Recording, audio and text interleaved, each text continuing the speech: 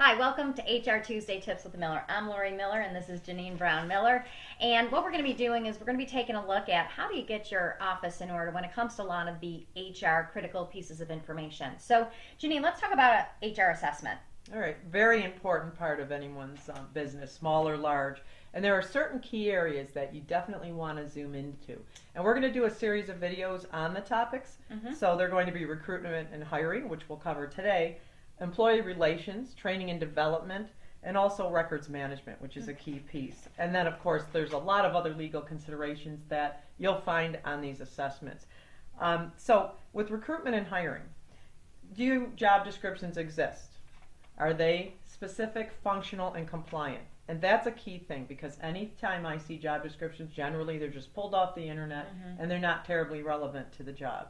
So there is compliance and functionality that needs to be focused on. When you're bringing candidates in, are you interviewing all the qualified candidates? Do you have the appropriate people doing the interviews? Do they understand the legal considerations, the do's and don'ts of interviewing?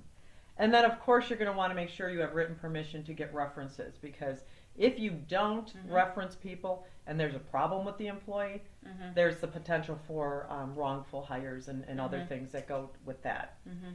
Training is a big factor. Absolutely. With the onboarding process, when you have a new hire, of course there's paperwork. When we talk about onboarding, people think it's the HR paperwork. That's one critical element. But the other thing that you need to factor in is what are the things that they need to know when they're first placed in this position. So what are the skill competencies as well as the job methods. So you should make sure that you actually have some specific training with time allotments as far as what we need to train them on so they know our procedures, our policies, and what the expectations are.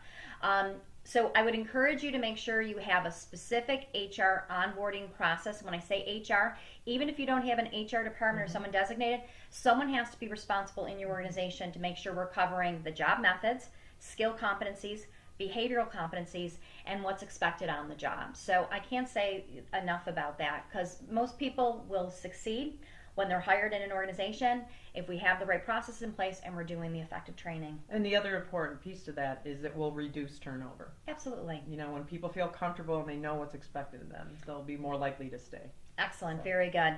So hopefully we've given you some things to think about when it comes to your HR assessment to get your office in order. We focused on the new hire for today, and next time we're going to be talking about employee relations and training and development for those existing employees. So thank you so much.